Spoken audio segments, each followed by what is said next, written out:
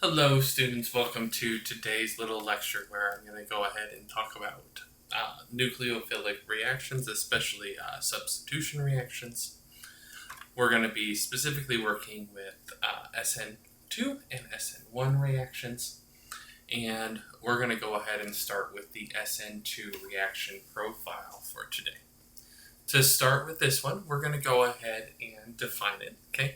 An SN2 reaction is going to be a reaction where a strong nucleophile is going to go ahead and attack a carbon, and it's going to do what's called a backside attack on that carbon, and it's going to displace a leaving group, which is also another form of nucleophile.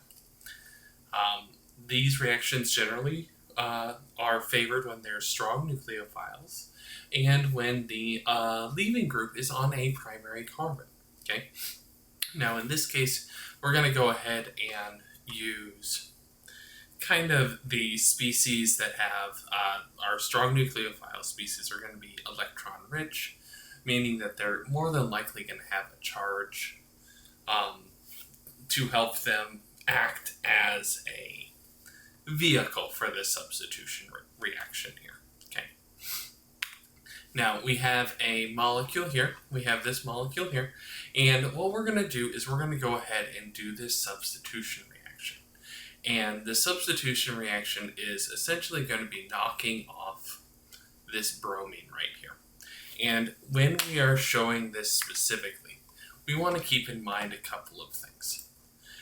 The first thing is that we're going to need to make sure that when we're drawing this, that we're going to go ahead and be drawing in the electrons, and we want to show that the electrons specifically are moving over to a carbon here, okay? And we need to make sure that we show this because this is essentially what's going on. This OH is attacking this carbon from behind, and when it does that, we're going to go ahead and start to get a new molecule. And so our new molecule is actually going to go ahead and be this same molecule, and we're just going to make sure that we draw it bonded with everything that we have there. So we're going to go ahead and draw our intermediate now. And our intermediate, we're just going to draw it the same way that it's given to us, okay? So we're going to go ahead and do this CH3. We're going to go ahead and do this right here, up here. And now for this part here, we're going to go ahead and make sure that we're going to draw our leaving group still connected to it.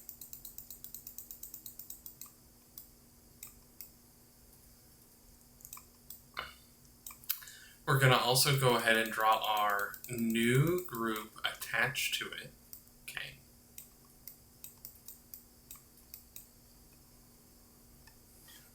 And we don't need this. So we're going to have our new group attached to it right here.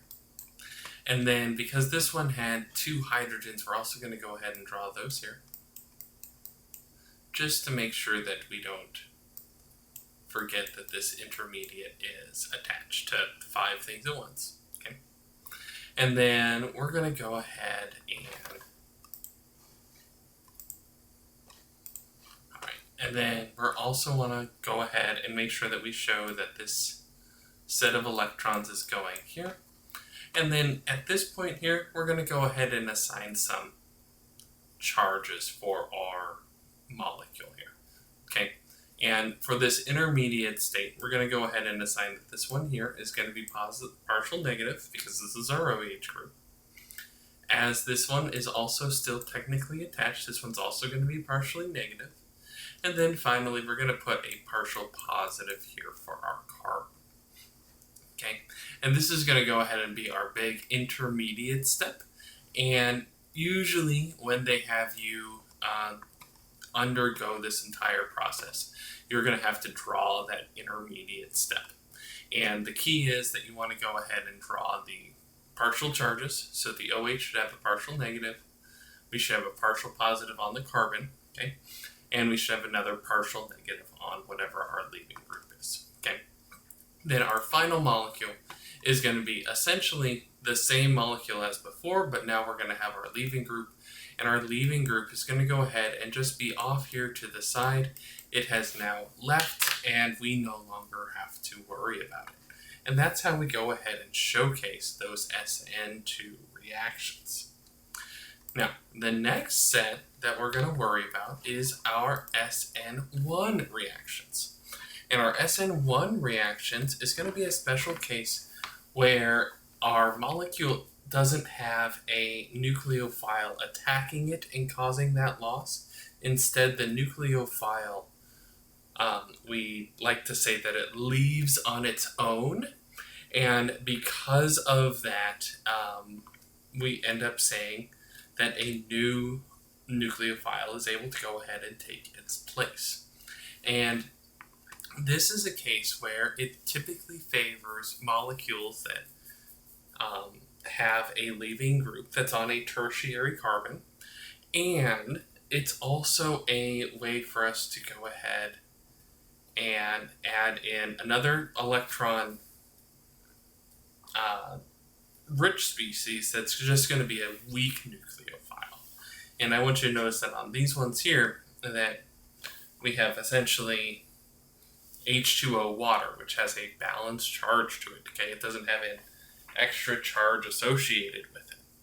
Then we have NH3, which also has no charge with it, but it does have that lone pair of electrons. So we're going to have to think like there's going to be some electrons that have to be transferred over, but it's not necessarily going to be a fully charged molecule.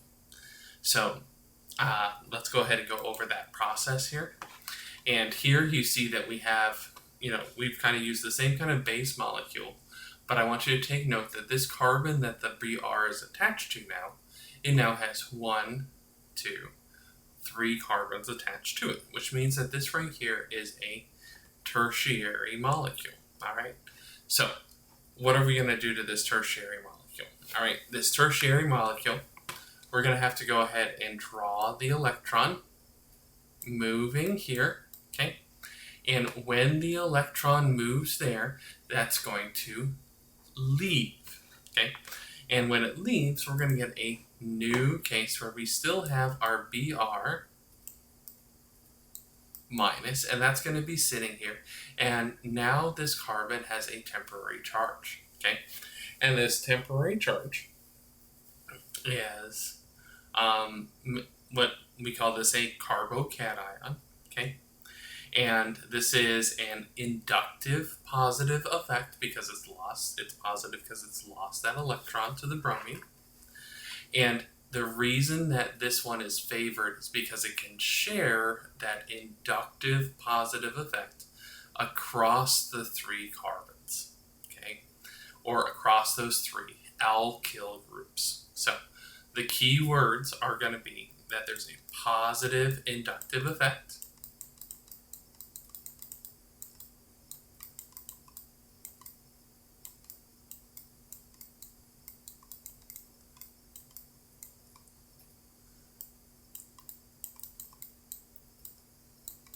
and they are spread across the alkyl groups, okay? And that's usually going to be the key words that we're looking for in an explanation, okay? Now, in addition, we have to go ahead and add in our nucleophile, and we're going to go ahead and use NH3, okay? And the reason that we're going to use NH3 is it's just a good example, okay? This is something that has the 3 H's. And we know that, and also is going to go ahead and have those electrons there. The electrons are moving in somewhere. Because those electrons are moving in somewhere, we need to now go ahead and draw a curly arrow.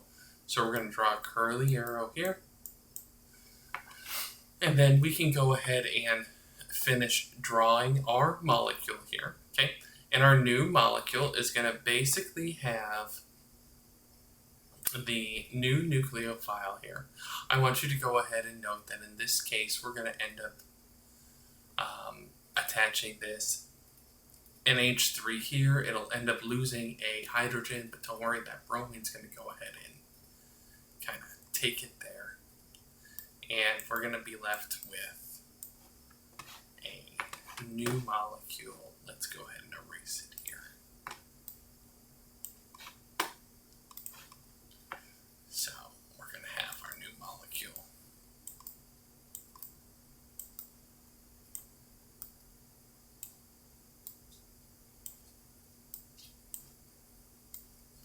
And we're going to draw this carbon group here.